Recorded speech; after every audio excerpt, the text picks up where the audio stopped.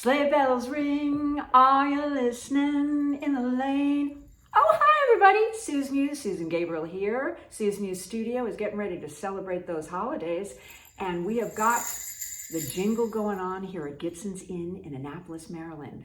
Boy, do we have a show for you. Now, those of you that are listening only in your car, I want you to sit back and use your imagination, because this show is going to begin with a reenactment of something very similar to the Boston Tea Party, and you're going to hear some voices dialoguing all about that, and from there, well, where there is smoke, there is fire. Soul Butter, a tiny talk about big things.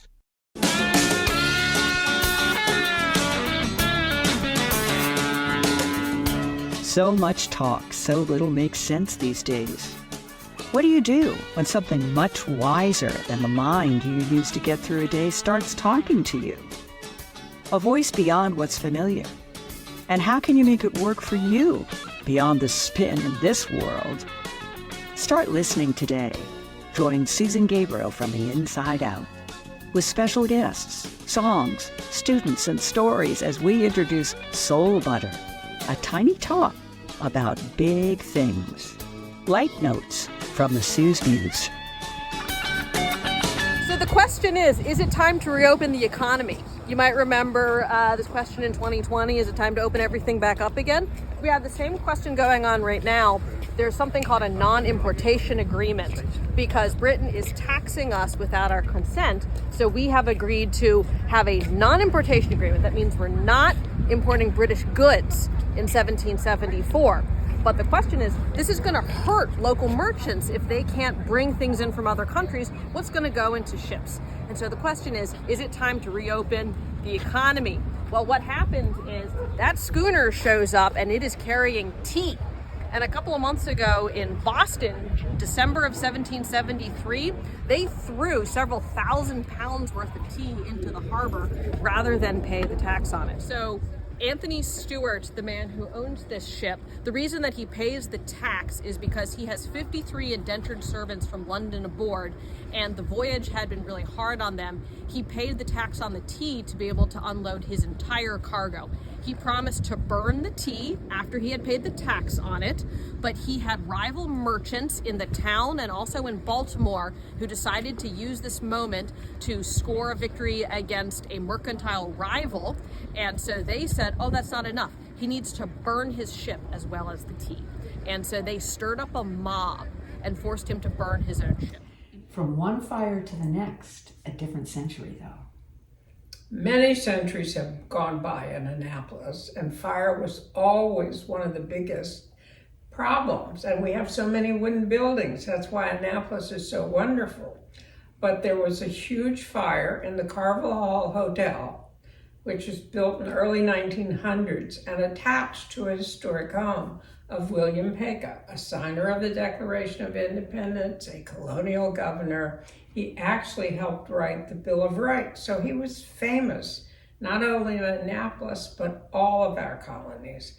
And this hotel, which was one of the only places for people could stay in Annapolis, had had major fires.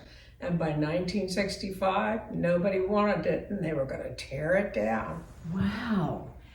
None other than Linnell Bowen, who is a performing arts icon in Maryland, but also a historic icon of advocacy. She knows pretty much the whole story here. She's grown up here, and those of you who have visited our show before know that she's an arts giant. She's also a giant of historic record, and she's going to tell us today more about this infamous house, for those of you who've never been to Annapolis, that draws so many visitors.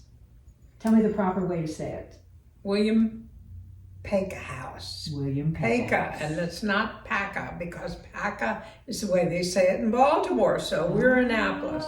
And William Paca really was quite famous, and his house in 1765 was the first of the great mansions.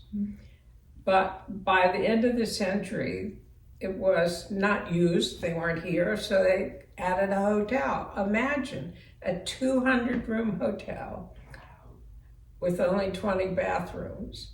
But the girls used to stay there when they dated the mids. And so everybody loved it. People actually lived in it year round. So this hotel was famous in books and other things, and it was used by the whole town. I loved it because I had my wedding reception there in 1962, a long time ago. But the hotel was ending its days then. And the thing about preservation is they wanted to build a high-rise and tear it down, and it would have destroyed Annapolis. A high-rise? A high-rise right here in downtown Annapolis. But historic Annapolis, which had just been founded, fought to save the house. And the legislature put up the money, and they saved the house. And at the time, in 1965, it was the most authentically restored house. They have better techniques now and better technology, but they even recreated the 2-acre pleasure garden behind the house. That's where the hotel was built. Wow, it's an amazing story. It's an amazing community for those of you who've never been here. One of the things that I find to be so interesting is to be reminded of how the skyline of Washington, D.C., built by the French, wasn't it? Holds true here in Annapolis. So when you talk about high-rise in the middle of this community, because from many windows you can see the State House here, one of the oldest, if not the oldest in the country. It is the oldest. There you go. So I find it very interesting that someone considered breaking that barrier at that time, and they fought to keep it eye level as opposed to shooting into the sky. In the 60s, Annapolis was dormant, and it had gone downhill, and all the economic growth had gone north to Baltimore. So people didn't care about it except people who liked history. And actually, it would have destroyed the city. And because of that one house, then others have been restored and continue to be restored.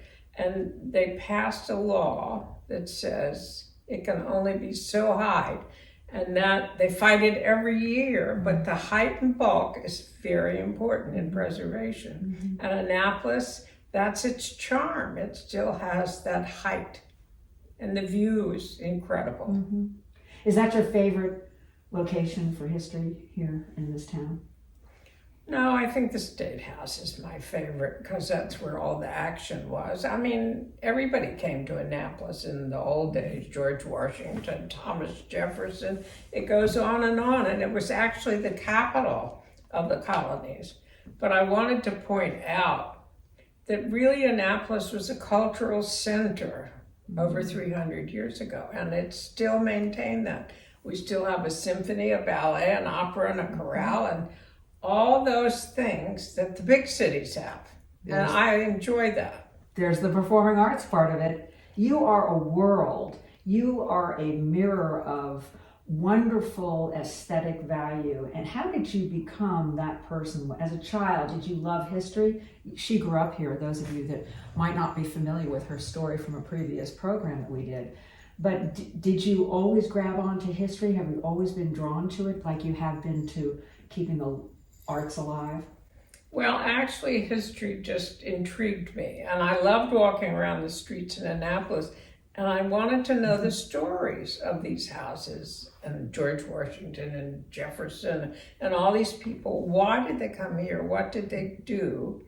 And what did they accomplish? So I became a history teacher, so I got a lot of hook on that. But Annapolis just exudes history, and people who come here get the feel of it. History and culture go together, you know. Yeah, she knows. And no wonder you were a teacher. I'm sure that you spread the word, and you probably lit a lot of inspired students. Hopefully. Right? Hopefully I did. Yeah. You know, the 1747 Reynolds Tavern was many things, and that's kind of fun about history, to see what the houses were and their stories. People have stories, but houses have stories too. But the Reynolds Tavern that everybody should visit and have high tea was a bank, and then it was the public library. And I used to go down and just read the books down the shelves. And then it was just many people used it as the library. It's interesting you say that. I took a little trip over there. We're going to be taking our show over to that tavern, which is one of the 14 oldest taverns in America as well. And I want to ask you, why do you think history and beholding it, for example, here at the Gibsons Inn, there is the celebration of what is old and what is original. And and the new owners have brought in the eclectic value of the arts into the fold of that story. So it sort of causes a new thing to happen.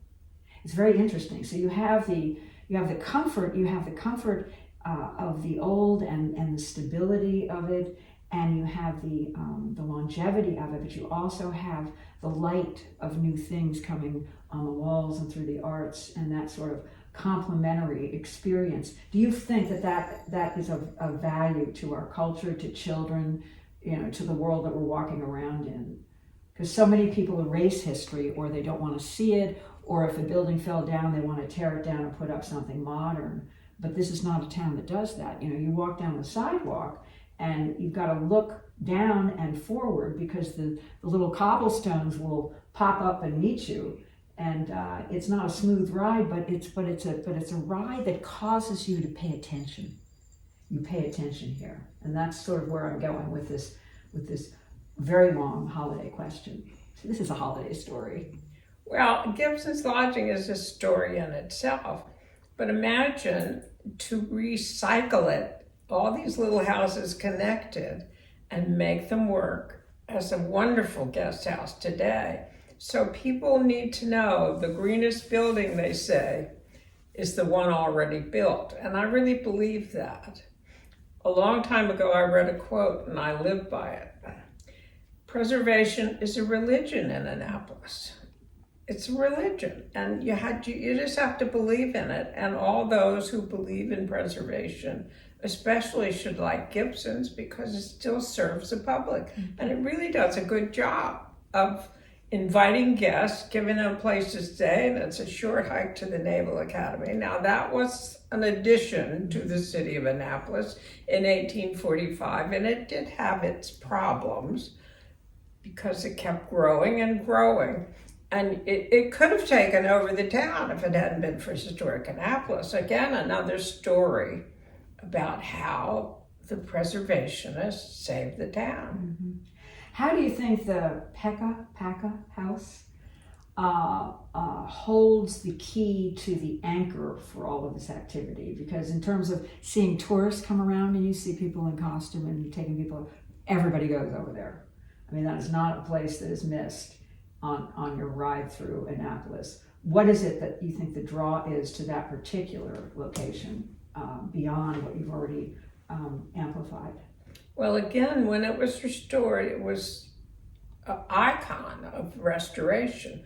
I mean, 32 coats of paint to find the original paint. And so many of the stories, the garden in particular, when they excavated and dug it up, here they find the footings and of the bridge that overshadows it now. And today, they have weddings. I mean, it's a beautiful pleasure garden, and only things that would have grown in America or England in the 18th century are there.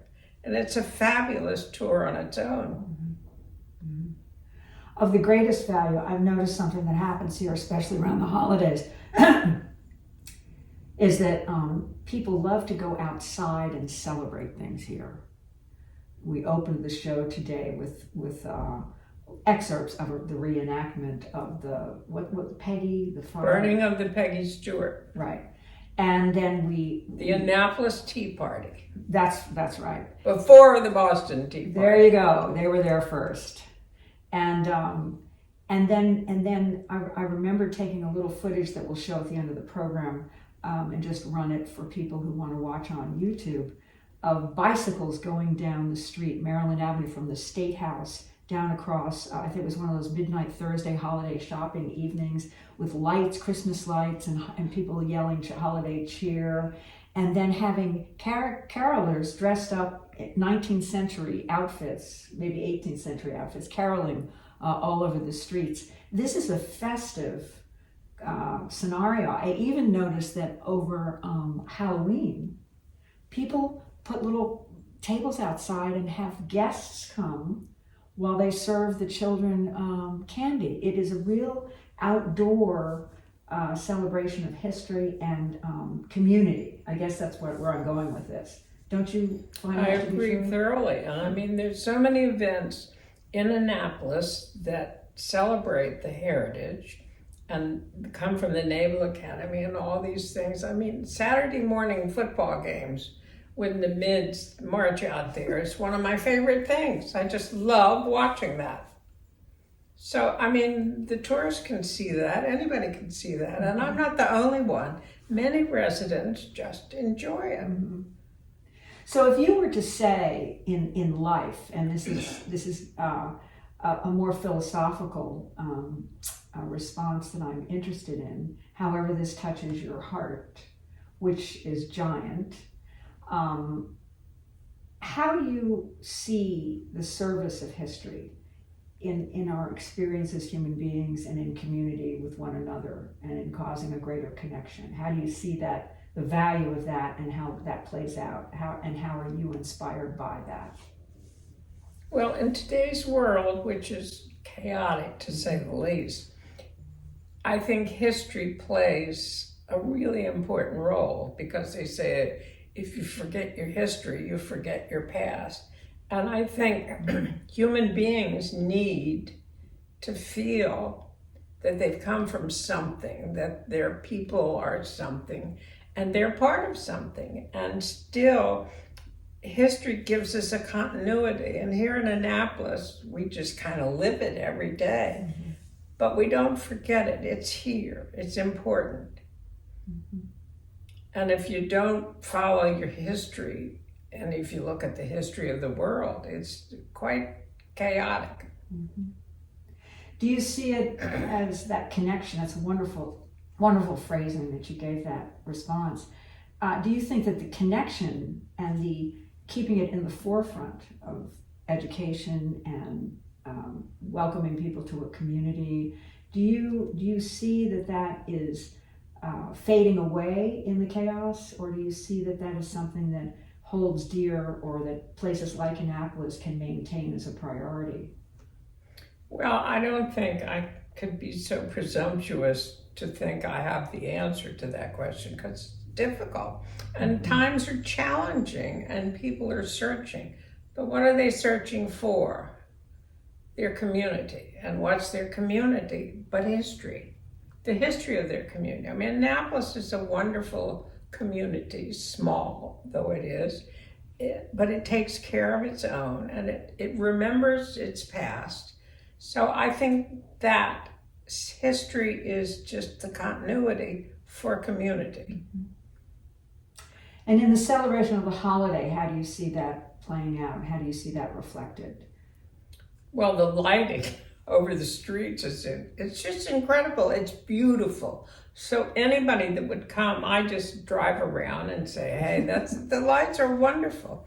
I mean, that's certainly a modern touch. I'm sure we didn't have it then. But somehow it just all displays. And the buildings are beautiful. Mm-hmm. They really are. And the lights and the sailboats, there's this light show on the waterfront. And some years I've stood in snow, and other years we haven't seen snow in a while. Mm-hmm. But holidays are important because you have time to visit people, see things. Mm-hmm. For you, growing up, with this love of history that you've made your life, and with this love of the arts that you've made your life, how has it changed for you, or has it? I'd like to think it hasn't. There's so much more of it, and so certainly new music, new venues, and COVID affected us a lot. I mean, my art center was shut down, absolutely shuttered, and that's harmful to the arts because you need to grow. You need to grow new audiences, and we can't just have old audiences. We have to have young people. So I encourage schools and the school system to have more art, because more people are exposed to it. I used to say when I went to the legislature, not everybody plays sports, so just give me as much money as you give sports. She's a great fundraiser, I might add. Yeah. But I thought it was important, and if you convince your legislators, and we have done that, they've done wonderful restorations, and it's impossible not to see the progress, because if we let them fall down, they'll be gone. So save the buildings, save the green building that's existed, and see what it can do. Thank you, Linnell. I want to thank Linnell Bowen. She is truly a power of example, words of wisdom, a heroic woman. We're also going to feature a story on her as that. She doesn't like to have those kind of accolades, but she's just going to have to let us ornament her in that way. In the meantime, I want to wish you all a grand holiday and leave you with the message of this wonderful connection of community and the gift of Linnell Bowen joining us here today. And I'd also like to thank the wonderful people here at Gibsons Inn for their wonderful hospitality. And they are a bouquet of staff that are remarkable. And if you ever get a chance to come to Annapolis, definitely stop in or stay. You'll enter a world all its own, the eclectic, historic world of Gibsons Inn, and at one gate. I'm your host, Susan Gabriel, the SuzeMuze, and wishing you a wonderful holiday season. See you soon.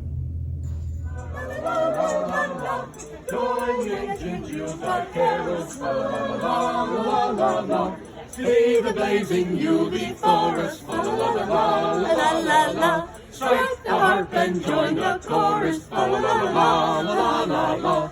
Follow me in merry measure, fa la la la la la la la. All I tell of Yuletide treasure, fa la la la la la la la. Wash away the old year passes, fa la la la la la la la. Hail the new year lads and lasses, fa la la la la.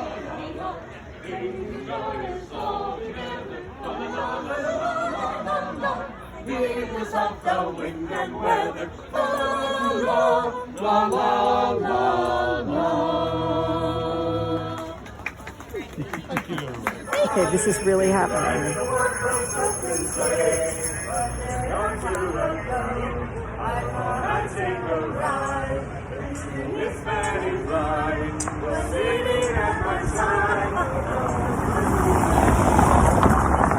Can you see them? I don't know if you can see them. Oh, jingle bells, jingle all the way. Oh, what fun it is to ride in a one-horse open sleigh. Hey, jingle bells, jingle all the way. Oh, what fun it is to ride in a one-horse open sleigh. Hey, jingle bells, jingle all the way. Oh, what fun it is to ride in a one-horse open sleigh. Hey, jingle bells,